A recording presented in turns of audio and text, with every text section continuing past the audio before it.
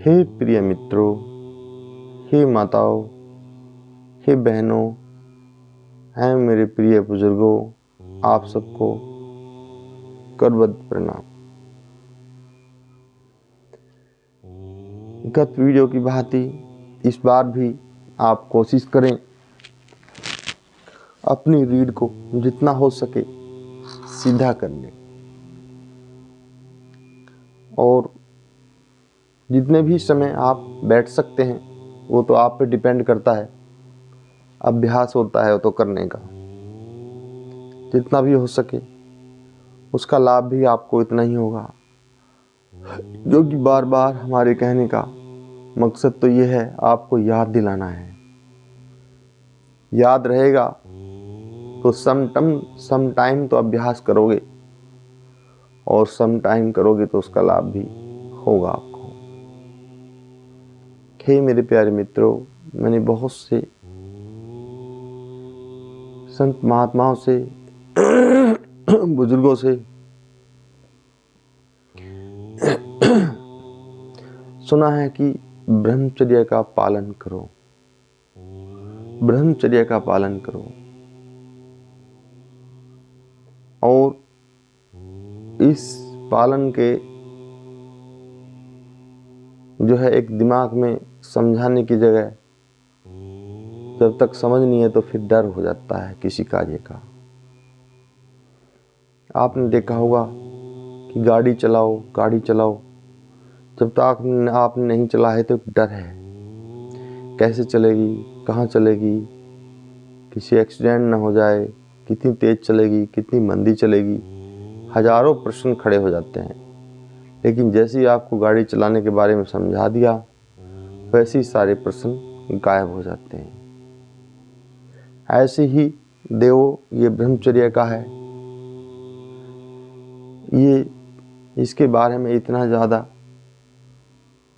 हर एक कोई जोर देता है, लेकिन पहले इसको समझ तो लेना चाहिए कि वास्तविक ब्रह्मचर्य क्या है। बड़ा गूढ़ विषय है प्रिय मित्रों, जैसा मैं समझता हूँ वो मैं आपको बता रहा हूँ। वीर्य को इकट्ठा करना ही ब्रह्मचर्य नहीं कहलाता। ये एक भौतिक वस्तु है और इसका कार्य है ऊपर से नीचे तक बहते रहना। फिर ये जब रोकोगे तो नीचे से ऊपर तक बहनी शुरू होगी और हमारे चक्रों में ऊर्जा का भेदन करती हुई चलेगी।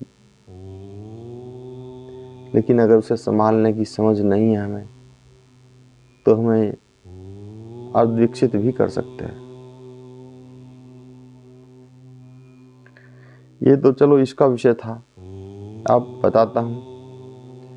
प्रिय मित्रों, हमारी वाणी का जो ब्रह्मचर्य है वो सत्य भाषण, मृदु भाषण करना, ये हमारी वाणी का ब्रह्मचर्य है। जो हमारे नेत्रों का ब्रह्मचर्य है, इनसे सत्य देखना और अच्छाई को देखना, ये हमारी नेत्रों का ब्रह्मचर्य है। हमारे कानों का ब्रह्मचर्य जो है, इससे प्रभु नाम का चिंतन और असहायों की फरियाद, प्रभु नाम का चिंतन सुनना चाहिए, प्रभु नाम का कीर्तन सुनना चाहिए, भजन, और असहायों की फरियाद, जिनका कोई सहारा नहीं है, बुजुर्ग हैं, अर्धविकसित हैं, हाथ पैर कटे हुए हैं, बीमार हैं, हम अगर संभव हो सकते मदद कर सकते हैं तो उनकी पुकार सुननी चाहिए। पैरों का ब्रह्मचर्य है कि कोशिश करो ये धर्म स्थल पर जाएं, अपने कार्यभार को उत्तम करें और ये अनुचित इनका प्रयोग न हो। इसी प्रकार वाणी का जो संयम है, प्रभु चिंतन करना, मृदु भाषण, अभी मैंने आपसे बताया ही था। और सबसे बड़ा है जो मन और आत्मा का हमारा ब्रह्मचर्य है वो अपने आप को स्थित करना है, अपने आप को समता में स्थित करना है, प्रकृति में स्थित करना है। जिस प्रकार प्रकृति सम है, समता को प्राप्त है, समता में स्थिर है। आप देख लीजिए, सूर्य देव को कोई धूल उड़ा रहा है, कोई धूप जला रहा है, लेकिन वो अपने समय से, जब से पृथ्वी का निर्माण हुआ तब से आज तक अपने समय से ही निकलता है और समय से ही वो अस्त हो जाता है। अब उसकी यही क्रिया आदि काल से चली आती रही है, क्योंकि वह समता को प्राप्त हैं। तो मनुष्य को भी सबसे बड़ा ब्रह्मचर्य समता की प्राप्ति है।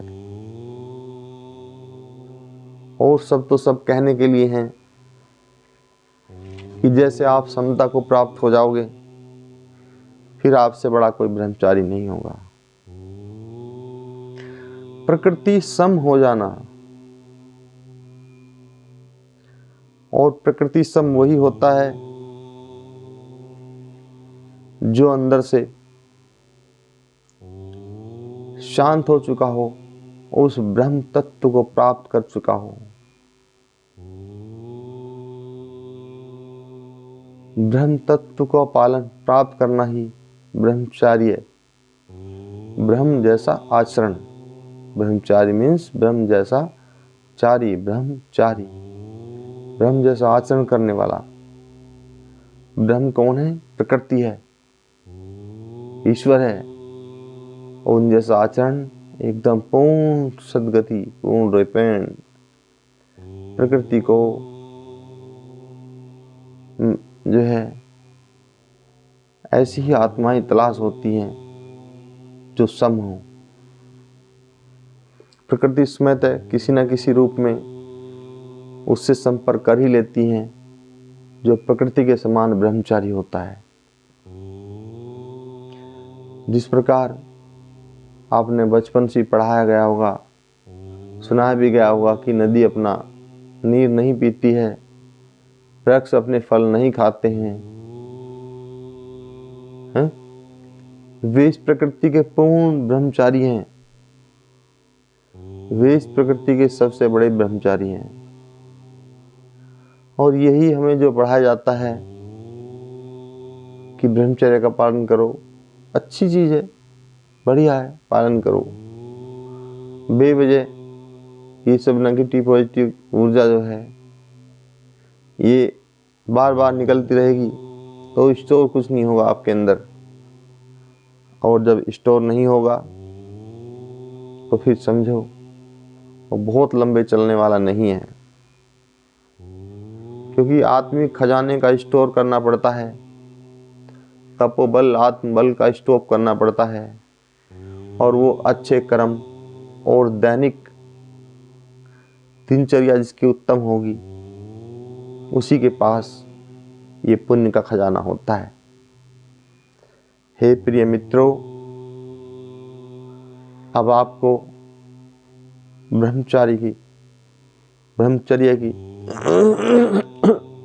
जो है क्या होता है ब्रह्मचर्य समझ में थोड़ा आ गया होगा। ना कि अपने आप पे बोझ ना बना के रखें कि उसका अर्थ कुछ और होता है और समझाया कुछ और जाता है, समझा कुछ और जाता है। फिर पता लगा एक अच्छी खासी चीज भी जहर बना दी गई। हे प्रिय मित्रों, आपसे फिर एक बार मैं करबद्ध प्रार्थना करता हूँ कि जो भी वीडियो पे जानकारी मिले, अच्छी लगती है तो शेयर करें, सब्सक्राइब करें और जो घंटी वाला बटन है इसको दबाएं ऑल नोटिफिकेशन के लिए। और अपने जो मित्रगण हैं, जो धार्मिक हैं, इसका लाभ उठा सकते हैं।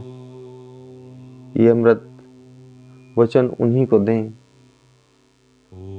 हे प्रिय मित्रों, इसी के साथ मैं अपनी वाणी को विराम देता हूँ। आप सबको करबद्ध प्रणाम।